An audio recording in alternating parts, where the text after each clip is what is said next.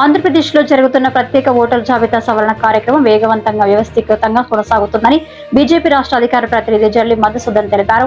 Booth స్థాయి అధికారులు ఇంటింటికి వెళ్లి ఓటర్ల వివరాలు ధృవీకరించడం, చిరునామా మార్పులు, పునరావృత పేర్లు, మరణించిన వారి పేర్ల తొలగింపు, 18 సంవత్సరాలు పూర్తి చేసుకున్న యువతను జాబితాలో చేర్చడం వంటి ప్రక్రియలను కృతనిశ్చయంతో నిర్వహిస్తున్నారని తెలిపారు.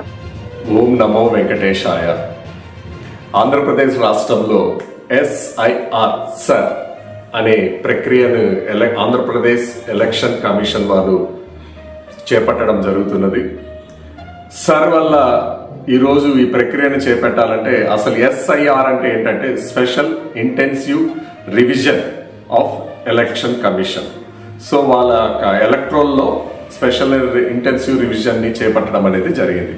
అసలు ఈ ఆంధ్రప్రదేశ్ రాష్ట్రంలో ఇప్పుడు ఈ ప్రక్రియ ఎందుకు స్టార్ట్ అయ్యారంటే మనకు తెలుసు, ఈ రాష్ట్రము అత్యధిక శాతం వలసలు వెళ్ళిపోవడం పక్క రాష్ట్రాలకి, అలాగే ఇక్కడ ఒకే అడ్రస్లో 2-3 పేర్లు రిపీట్ అవ్వడము, అలాగే ఈ ప్రాంతంలో ఈ డోర్ నెంబర్లో ఒక ఓటర్ కార్డు, ఇంకో డోర్ నెంబర్లో ఒకే ఓటర్ కార్డు ఒకే ప్రాంతంలో ఉండడము, అలాగే పిల్లలు ఇక్కడ ఓటర్ కార్డు చేయడం, వాళ్ళ ఉద్యోగం వేరే చోట వెళ్ళి చేయడము, అలాగే మరణించిన వాళ్ళ లిస్ట్ని అప్డేట్ చేసుకోకపోవడము, కొత్తగా 18 సంవత్సరాలు ప్లస్ ఉన్న వ్యక్తులు వాళ్ళని ఎన్రోల్ చేసుకోకుండా పోవడము, అలాగే తప్పుడు తడక అంటే ఒక్కొక్కసారి పేర్లు డబుల్ ఎంట్రీస్, వయసు, ఇలా డిఫరెంట్ అడ్రస్ చేంజ్ అవ్వడము, బూత్ నెంబర్లు చిత్రగపడడం, ఇలాంటి వాటిని అన్నిటినీ సరిచేసే ప్రక్రియలో ఈరోజు ఆంధ్రప్రదేశ్ రాష్ట్రంలో ఎలక్షన్ కమిషన్ వారు సర్ని ప్రవేశపెట్టడం జరిగింది. ఇది BLO స్థాయి, బూత్ లెవెల్ ఆఫీసర్ స్థాయి, డోర్ టు డోర్ వెళ్ళి ఆ ఇంటిలో ఫామ్ C, ఫామ్ 7, ఫామ్ 8 అంటే 3 రకాల ఫామ్స్ ఉంటాయి. ఫామ్ 6 వచ్చేసి కొత్త ఓటర్లు ఎన్రోల్ చేయడము, అలాగే ఫామ్ 6B వచ్చేసి ఆధార్ కార్డుని వాళ్ళ కుటుంబ సభ్యులు లింక్ చేసుకోవడం, ఫామ్ 7 వచ్చేసి మరణించిన వాళ్ళని లిస్ట్లోంచి తీసేసేది ప్రక్రియ, అలాగే ఫామ్ 8 వచ్చేసి సవరణలు అంటే అడ్రస్లో కానీ నేమ్లో కానీ వాళ్ళ ఇంట్లో ఉండే సభ్యుల విషయాలు కానీ ఏదైనా తప్పు ఉంటే దాన్ని సవరించుకునే ప్రక్రియ ఇప్పుడు బూత్ లెవెల్ ఆఫీసర్ లెవెల్లో జరగడం జరుగుతుంది.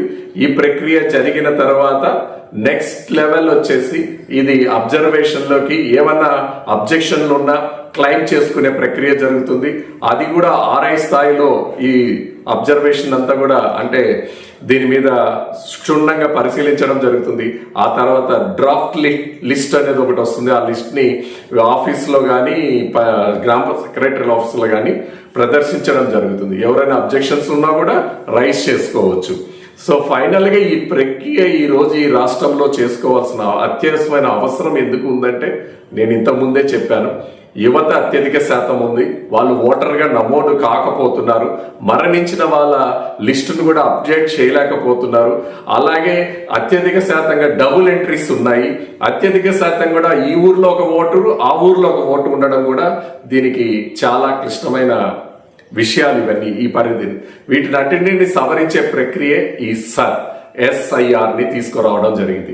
ఇదేదో కొత్త విషయాలు వచ్చేసాయి, మనల్ని ఓటర్ లిస్ట్ లో తీసేస్తున్నారు, బయటికి పంపించేస్తున్నారు, లేకపోతే ఇంక మనల్ని ఓటు వేయనీరు అని ఒక దుష్ప్రచారం కూడా ఆల్రెడీ స్టార్ట్ చేసేసింది. దీన్ని ఆల్రెడీ కాంగ్రెస్ అధినాయకత్వం కానించి కాంగ్రెస్ పార్టీ నాయకులు అందరూ కూడా దీన్ని వ్యతిరేకిస్తున్నారు.